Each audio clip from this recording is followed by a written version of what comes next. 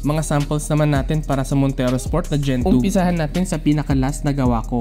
Isa lang muna natin yung headlight sa ating oven. Mag-a-alarm na lang yan pag pwede nang kuhanin yung headlight. Medyo mas madali yung pagbukas kahit hindi gamitan ng heat gun. S40 by LED headlights nilagay natin dito sa kanya kasi laging foggy yung dinadaanan nito sa Mountain Province. Ipa-partner natin dito sa kanyang Dual FX Laser Projector Fog Lamp. Ganitong set din kasi nakalagay sa tropa niya kaya gusto niya ganito rin ilalagay sa kanya. Umabot tayo ng 1000 lux at 8 meters. 45 watts per projector yan.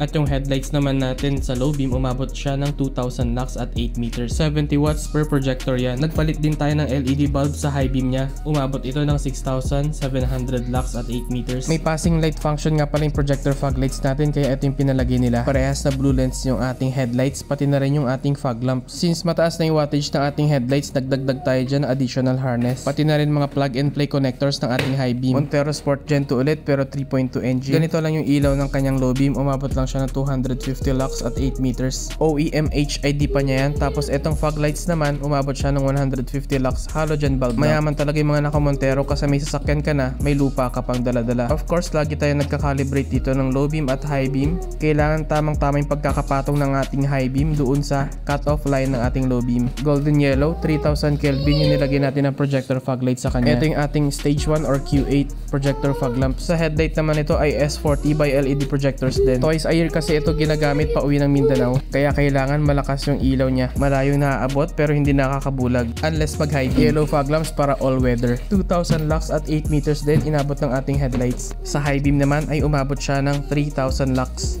Yung fog lamps naman, umabot siya ng 1000 lux combined yan ng left and right. Nilagyan ko na rin siya ng amber na park lights at napakalakas na LED signal lights. Isang Montero Sport pa ulit gagawin natin dito. Dapat palit lang to ng lens pero na-convince ko sila na i-upgrade na rin yung low beam. Minsan ang bukas na lang at para hindi sayang yung pagluwas nila. S3 by LED projectors, 50 watts per projector. May high beam function din. Yung driver side na headlight nga pala niya tinutubig yan. Kaya hinanap ko kung nasaan yung leak dito yan sa part niya. Yung Montero Sport din yung dumaan sa akin at dyan palagi nagkakaroon ng leak. Mabilis ang comparison sa stock projector niya at sa ating S3 by LED. 13 times na brighter yung ating S3 by LED projector compared dun sa stock. Dual reflector ito. Hiwalay yung reflector para sa low beam. Yan yung nasa itaas. Yung nasa baba, maliit na reflector ball para sa high beam. Ito nga pala itsura ng channel ng headlight assembly nung nailagay na natin yung headlight lens cover. Ready na rin yung mga connectors dyan. Plug and play na lang yan mamaya. Nag-upgrade din tayo ng ventilation. At gumagamit tayo dito ng laser aiming device. Umabot ng 1600 lux yung low beam niya. Kaya pa naman i-restore yung mga lens cover nila. Pero ibang-iba pa rin itsura niya pagka bagong lens yung nilalagay natin sa kanya. Nagmumukha talagang bagong-bago yung itsura ng sasakyan at sariwang-sariwa uli siya tignan. Minsan kasi kahit na nare-restore yung lens cover ng sasakyan, kung mababaw lang yung pagkakaliha dito, mas lumilitaw pa ulit yung mga cracks niya.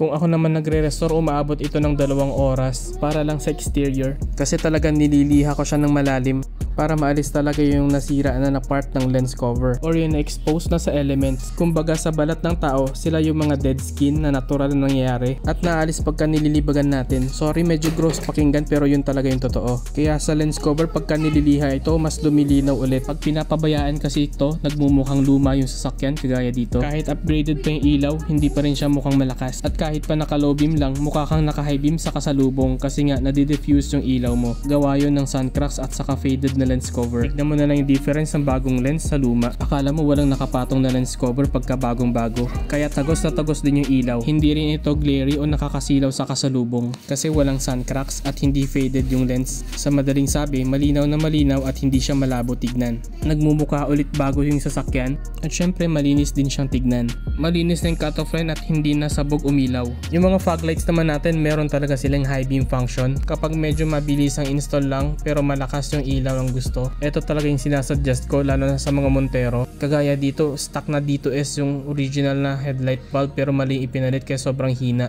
Q8 or S1 by LED projector fog lamps nilagay natin dito with high beam function. Napakaganda ng fitment, akala mo sinukat. With car model specific bracket.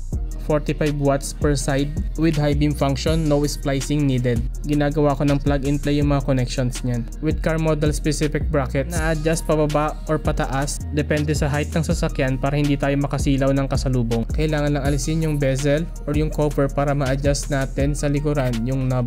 At makikita nyo dyan gumagalaw yung cut-off lines. Medyo kailangan lang mag-shape ng konti dito sa bezel niya, gawa ng DRL. Ito yung madalas kong sinasuggest kasi napakalinis ng cut-off line tapos simple lang tignan. Ganun din ilalagay natin dito sa isa pang Montero Sport. Upgraded na yung mga bulbs nito, yun nga lang sabog yung ilaw niya sa fog light. Kita nyo yung low beam niya, medyo okay na rin, nasa 500 lux. Medyo pwede na rin naman ang 500 lux. Yun nga lang kasi pag long drive sa probinsya, hindi naman lahat ng kalsada may ilaw kaya medyo alanganin or bitin pa rin ito. S35 by LED projectors, halos same intensity sa S3 natin pero ito mas malakas yung high beam niya. S35 headlights at Q8 na by LED fog lamp. May mga konting blemishes nga pa rin headlights nito kanina kaya pinalish ko na rin. Mas nakikita kasi mga imperfections ng lens cover pagka itim yung bezel ng headlights. Yung fog lamps nasa 1000 lux, umabot ng 1700 lux yung low beam at yung high beam naman natin nasa 3000 lux. Ginawa nga pala natin Banawe spec yung kanyang headlights, smoke bezel saka amber na turn signals. Malinis pa rin siyang tignan kahit na itim yung bezel ng kanyang headlights. Bumagay pa rin sa overall color combination ng kanyang sasakyan. Ganito nga pala kalakas yung Q8 by LED projectors natin at yung S35 by LED projector sa headlights. Parehas yan may high beam function. S40 by LED projector fog lights naman ilalagay natin dito sa isa pa. Na-restore ko na noon yung headlights dito. Yung isang side dito ay right hand drive galing sa Thailand. Kaya naman papalitan na yung projectors. Q8 by LED projector fog lamps din nakalagay sa baba. Syempre ginamitan din natin yan ng ating laser aiming device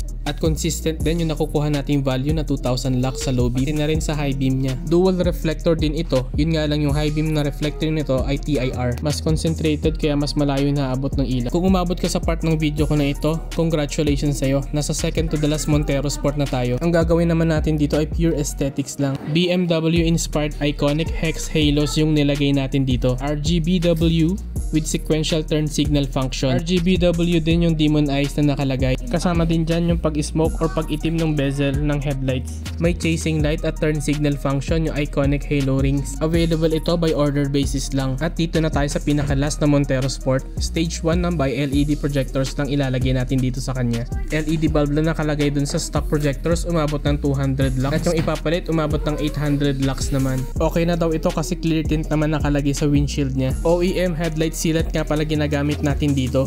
Same consistency dun sa original. Saka yung wirings as much as possible ginagawa nating malinis tignan. Nilagyan din nga pala natin siya ng malakas na turn signal lights para mas pansin siya pag liliko na kahit na malayo pa. Sa mga interested mag-avail, i-message nyo na ako sa Garage 58 Retrofit Works sa Facebook.